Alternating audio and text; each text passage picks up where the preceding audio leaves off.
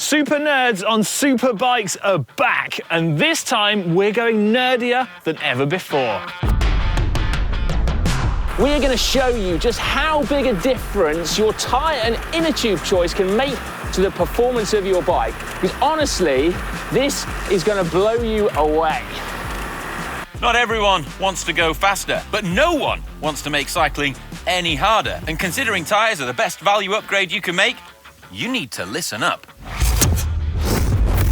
To show you, we're going to have a race. Thanks to our mates at Pirelli, we have 3 different levels of tyre to see how this affects our time up an epic 11-kilometre climb. We have an entry-level setup, which is this wallet-friendly Pirelli P4 Sport tyre with a communal garden inner tube inside it. An amateur-level setup, which is a P0 road tyre and a lightweight butyl inner tube.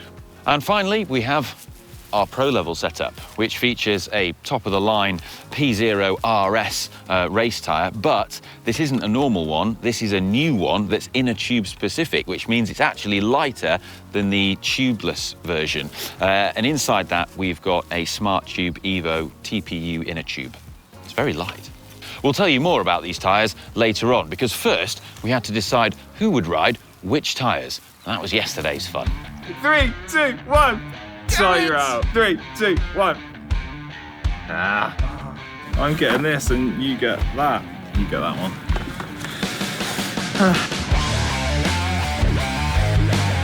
Now, having a race when you know that the playing field isn't level does seem like an obscure way of going about things, but we have actually done some science followed by maths calculations to work out how big a difference there is between each tyre setup. Now, this is using data supplied to us by Pirelli, and so we've worked out the handicap that each tyre setup needs to be given. Yes, for the first 8 kilometres of this climb, we're all going to ride at 4 watts per kilo. And, well, based on my calculations, I've worked out that, well, we should be able to regroup after about 8 kilometres. Now, after that point, it's then going to be a head-to-head race to the top at 11 kilometres, where you can do whatever watts per kilo you like. But until we regroup, which I'm confident we will, it's just 4 watts per kilo. Okay, right, first off is going to be the beginner tyre setup, and then 35 seconds later will be the amateur setup, which is me. That really is 35 seconds worth of free speed. And then finally, you've got the pro level setup, another 35 seconds behind me, so that's some 1 minute, 10 seconds behind the beginner setup, which, if I'm totally honest, is a bigger deficit that you've got to make up than I would have ever guessed at. Yeah, and I don't want to get my excuses in too early, but having just ridden up here and noticed that I've had to do 25 watts more than Alex for exactly the same speed, I can well believe it. Don't talk yourself out of it already. That was like a kilometre an hour, if not more. Well, one of the things I also worked out, 5 watts is worth more than a kilogram of weight on this climb. Our climb today is the Puerto de la Cabra, an 11-kilometre long climb at an average gradient of 6.4%, down in the foothills of Sierra Nevada on the south coast of Spain. The views from it are absolutely stunning. Not that we are going to be enjoying these views, though, because we're about to cycle all the way to the top kind of as fast as possible. Yeah, at least we could see the view this time, unlike this morning when we rode up this climb, doing exactly the same thing, but in the pouring rain.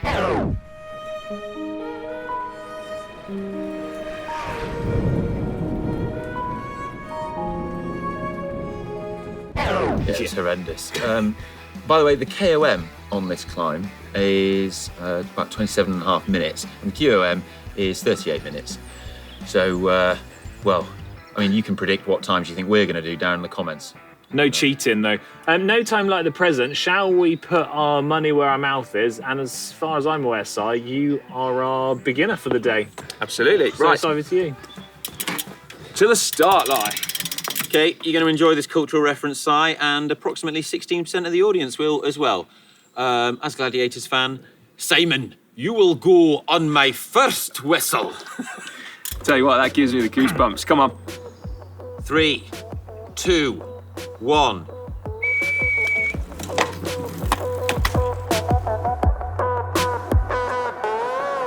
Alex, you will go on my second whistle.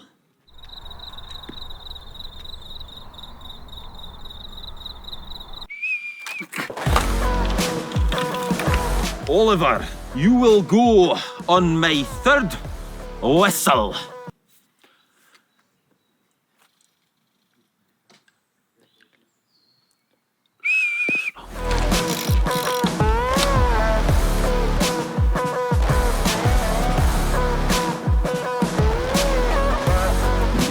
I have started a bit quicker. Easy, Tiger. We settled into our efforts with, remember, 35 seconds separating me from Alex and then another 35 seconds separating Alex from Ollie. Those are huge gaps. Will the faster tyres really make that much difference? Let's dive in some tech details now, shall we? So my entry-level setup is the Pirelli P4 Sport tyre. Retails for about 28 euros. And I've got those standard butyl inner tubes, remember. So all in, front and back, looking at about 900 grams. Now, this tyre is all about durability, Pirelli say. So it's got fewer threads per inch in the carcass, which means that it rolls a little bit slower, it's a bit stiffer, but it's going to be bomb-proof. I feel like a carrot dangling just ahead of Alex. And on that last straight, I can see him and Ollie as well. It was clear the gaps were coming down. Alex and Ollie were gaining slowly but surely. My tyres sit as the middle of the road option, offering both value and performance. Now inside here, I've already mentioned we've got a butyl inner tube, but this time it's a slighter, lighter weight one, which means my total tyre and inner tube system weight is 220 grams lighter than Size, who has the beginner setup. But I have a second trick up my sleeve as well, because these also offer a saving in terms of rolling resistance. And at the speeds that we're sort of climbing at, this equates to around a 10-watt saving compared to the P4 Sport tyre, which means I have two advantages helping me to try and catch Si.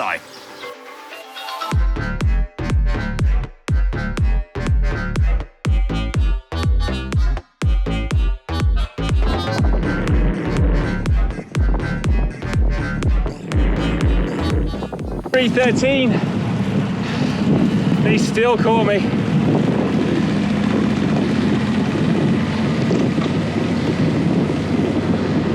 Like a really awkward race between us now. Really awkward, yeah. Sorry, I've been caught. I'm just going to sit in your wheel. Save myself. Okay. Ollie's like 30 metres back. 7 kilometres was all it took for Alex to make the catch, gaining 35 seconds in spite of riding at the same power to weight. As I crouch here, I can feel very smug in the fact that I have our fastest setup, but I'm still going to have my work cut out if I'm to catch those other two jokers. Now, these are, as mentioned, the Pirelli P0 RS race tyre, tube type tyre, and it's a new tyre because the other RS tyre is a tubeless version. And this is paired with the Smart Evo TPU tube, optimum setup. So in terms of what that equates to in terms of a saving, if you put it into context, this is 370 grams lighter than our beginner setup and 150 grams lighter than our amateur setup. And in terms of rolling resistance savings, that means 10 watts faster than Alex's setup and 20 watts over Si, which is great. And the great thing is as well that the faster you go, those rolling resistance savings, they continue to grow. And this is based upon data and testing that Pirelli has performed at their HQ in laboratories.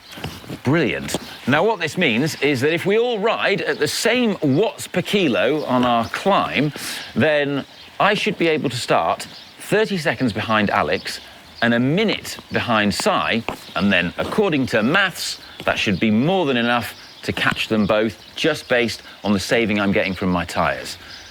So let's see if it happens.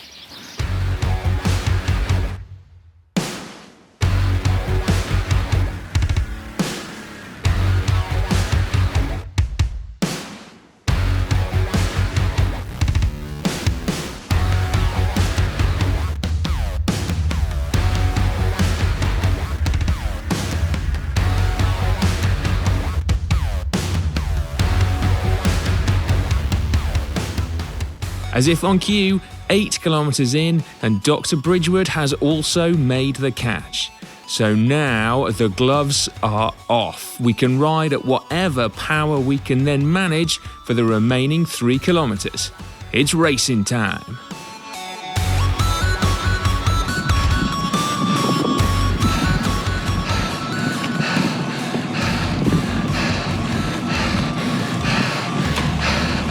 Gas opening. That 450 watt kick has dislodged me.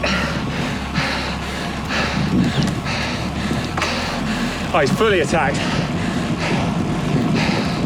Okay. Got to regroup. K and a half. Yeah, someone's got some form.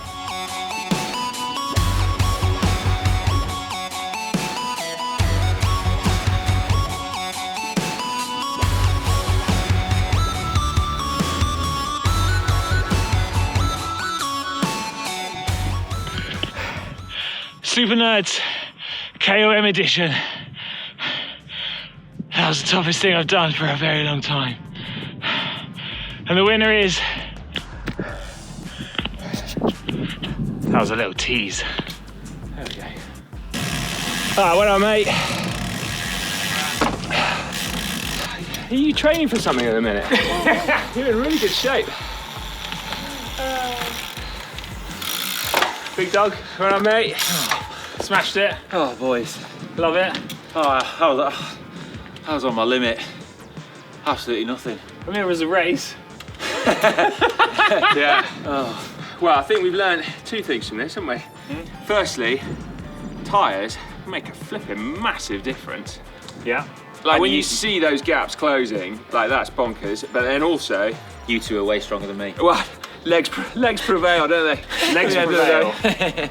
But with all things being equal, I know which tyres I'd want to use. Yeah. Should we get a coffee? Like a little Yeah. debrief, that'd be great. Yeah. Let's get a debrief. This is well earned. 2 40-minute efforts today. 1 wet, 1 dry. What was your average time up the climb, lads? Can I go first? Yeah. 37 minutes and 30 seconds was the average between my two. And there was pretty close between them, actually. Yeah. Okay. I was 38:40. And mine was 39:20. So we should stress that you closed that 1 minute gap to me in 7 kilometres Yeah. at the same power to weight ratio, Yeah. which is nuts. So riding at the same watts per kilo, I put 30 seconds into you. Yeah. And I put a minute into you inside 7 kilometres. Now, I've crunched the numbers real quick, Of course you have. done some calculations.